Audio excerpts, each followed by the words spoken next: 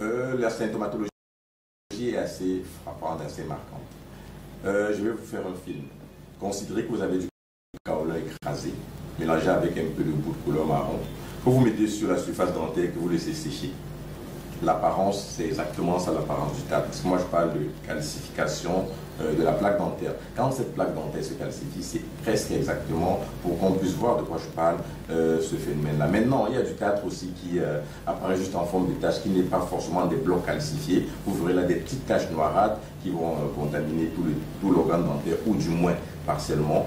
Toujours est-il, quand vous avez un organe dentaire qui n'est pas homogène, qui n'a pas une couleur uniformément blanche et qui a des colorations qui se sont invités au jeu, vous comprendrez très souvent pour la plupart des cas qu'on a affaire là du tartre. Comment éviter le tartre? Quand je parlais tout à l'heure de films alimentaires, vous devez comprendre qu'on ne peut pas vivre sans s'alimenter. Pour s'alimenter, il faut mâcher. On mâche avec quoi? Avec les dents. Maintenant, il n'y a pas d'hygiène parfaite. Ça veut dire une fois que vous mâchez vos aliments, très souvent, il faut assurer une très bonne hygiène bucco-dentaire. L'hygiène bucco-dentaire qui passe par le brossage, qui passe par l'utilisation des bains de bouche, qui passe par l'utilisation d'une brossette interdentaire, qui passe par l'utilisation du fil dentaire.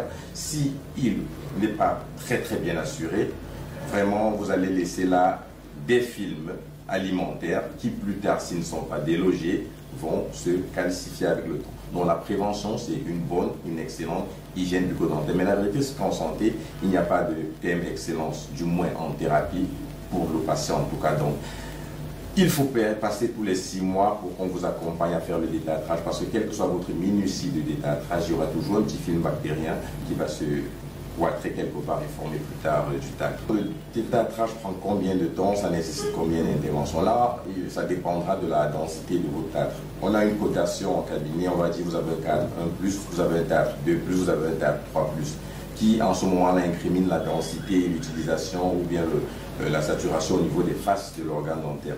Donc plus vous avez une grande densité en tartre, plus ça prendra du temps et ça pourra se faire en une ou 2 séances.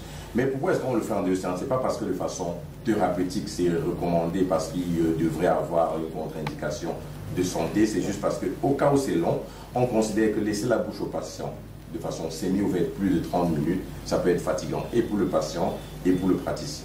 Donc si le tartre est très dense, on peut le faire en 2 séances. La 4 du haut à un moment donné, et ensuite la 4 du bas poursuivre. Mais si la densité n'est pas très importante, en une seule séance, on peut faire votre détartrage. Maintenant, selon la densité toujours et certains paramètres environnementaux, on peut le faire en 15 minutes, en 20 minutes, en 30 minutes. Toujours est-il que chaque individu a sa façon de former du tartre en densité et selon la fréquence qu'on aura sur place, on pourra déterminer un temps relativement moyen, trentaine de minutes, on va le dire pour être plus précis. Si le modernisme nous a créé des brosses à dents sophistiquées, des fils dentaires, des brossettes interdentaires, des gratte-langues et autres, par le passé, on n'avait pas tout ça. Ce qui fait que nos parents, de façon allogène, n'est-ce pas, se débrouillent avec les moyens des bords. Il y a une écorce particulière qu'on retrouve au Grand Nord là, qui joue un très bon rôle de brosse à dents, qui joue un très bon rôle de décalcification partielle. Mais la vérité, c'est qu'il y a toujours des insuffisances. Donc, à nos moments, déjà, je vais dire, je ne vais pas leur demander d'abandonner totalement, en tout cas, tout ce qui pourrait concourir à dégager la plaque dentaire, mais leur recommander que le brossage dentaire se fait avec la brosse à dents pour un résultat beaucoup plus appuyé. C'est sans dire que leur écorce ou bien leur branche là n'a pas un effet, mais la brosse à dents forcément est constituée pour avoir un effet encore plus efficace. Mais il faut donner une parenthèse, c'est qu'une fois le tartre calcifié, même ces écorces-là, ces branches-là ne pourront pas décalcifier parce que comme j'ai dit, le calcaire c'est quelque chose de dur, il faut carrément un ultrason généralement pour pouvoir déloger facilement cela ou un détartreur manuel. Autre conseil, assurez une excellente hygiène bucco-dentaire. Brossez-vous 2 à 3 fois par jour.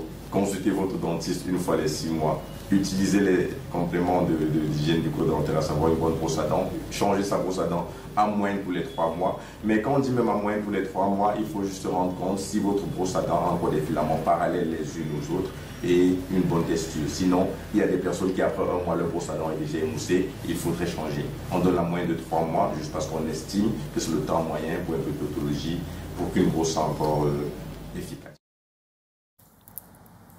Voilà qui est donc dit ce matin, et pas par Patricia Keyi, même pas juste par l'émission Canal Matin, mais par un spécialiste dans Canal Matin pour vous, nos particuliers, pour nous tous. Hein. Et je suis la première ici, des fois vous me trouvez en train de frapper sur le téléphone ou même assise pour bien écouter. Donc je suis l'une des premières bénéficiaires et on espère que ça vous fait le même effet à vous également à la maison, que ça vous fait du bien, que ça compte, que c'est important. Merci au chirurgien dentiste Arnaud Safotso. Je pense fortement que s'il m'écoute et s'il nous regarde à l'instant, il est en train de se dire que ça va faire un moment que je ne suis pas passée au cabinet. Et j'ai fait un détour. Et c'est le conseil qu'il nous donne aussi souvent, qu'il aime bien nous donner à tous, c'est de passer, consulter, de passer, même pour des consultations de routine, il faut passer de temps en temps. Ainsi, ça évite peut-être de se retrouver face à une situation quand c'est déjà, on va dire, peut-être très, très avancé, pour ne pas dire très grave. Nous sommes le 12 septembre, hein, que c'est bien ça, j'ai envie de vérifier encore.